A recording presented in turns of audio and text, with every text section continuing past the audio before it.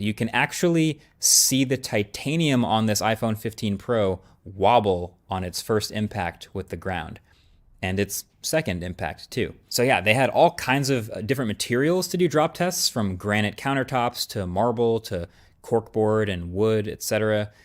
They even had this massive block of asphalt just sitting there, just waiting to see how the iPhone reacts to being dropped in the streets, you know?